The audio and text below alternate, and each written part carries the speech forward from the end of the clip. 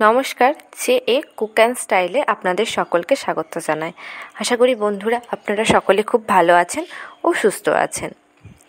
বর্ষার দিনে ইলিশ মাছ খেতে কার না ভালো লাগে, কিন্তু শীতের দিনে যদি একটু ইলিশ মাছ পাওয়া যায়, তাও আবার শীতকালে ঠান্ডা ঠান্ডা ওয়েদারের মধ্যে একটু ইলিশ মাছ পাওয়া গেলে বেশ জমে যায় না ব্যাপারটা। তো চলুন আর দেরি না করে সোজাসুজি রান্নাঘরে চলে যাই। তো রান্নাঘরে এসেই প্রথমে আমার প্রধান কাজ হলো ইলিশ মাছগুলোকে ধুয়ে নেওয়া। তো বাজার থেকে আমি কাটিয়েই নিয়ে এসেছি। আজকে যে রেসিপিটা আপনাদের সাথে শেয়ার করতে যাচ্ছি খুব তাড়াতাড়ি, এবং যাদের চটজলদি একদম কোথাও যাওয়ার থাকে অথচ ইলিশ মাছ খাওয়া হয় না, তাদের জন্যই আজকে এই রেসিপিটা। তো চলুন আর কথা না বলে তারা সরাসরি রান্নাতে চলে যায়। তো মাছগুলো তো আমার ধোয়া হয়ে গেছে।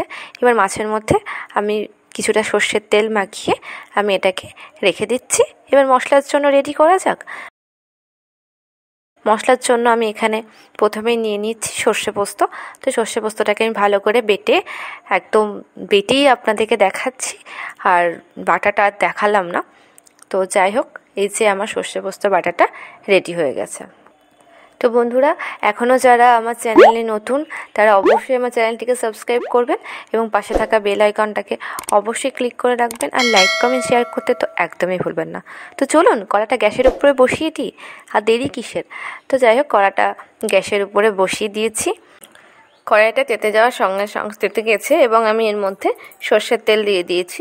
সর্ষের তেলটা তাতার জন্য আমি কিছুক্ষণ অপেক্ষা করে গেছি। সর্ষের তেলটা তেতে গেলেই মানে গরম হয়ে গেলেই আমি এর মধ্যে কটা কাঁচা লঙ্কা চিড়ে আমি এর মধ্যে দিয়ে দিয়েছি। লঙ্কাটাকে আমি একটু ভাজা ভাজা হয়ে যাওয়ার মুহূর্তেই আমি ওর মধ্যে অল্প পরিমাণ কালো জিরে দিয়ে নেব। কালো জিরে আর লঙ্কাটাকে হালকা একটু ভাজা হয়ে গেলে আমার যে সর্ষে পোস্ত বাটাটা রেডি ছিল সেটা আমি কড়াইয়ের মধ্যে দিয়ে দিচ্ছি। সর্ষে পোস্তটা আমি একটু ফুটতে দেব। একটু ফুটে গেলে আমি ওর মধ্যে ইলিশ মাছগুলো একটা একটা করে দিয়ে দেবো। আমি কিন্তু ভাজিনি ইলিশ মাছ, এগুলো পুরোটাই কাঁচা ইলিশ মাছ আমি দিয়ে দিচ্ছি। একটা একটা করে আমি খুব হালকা করে ওর মধ্যে দিয়ে দেব। সব মাছগুলো দেওয়া আমার কমপ্লিট হয়ে গেছে।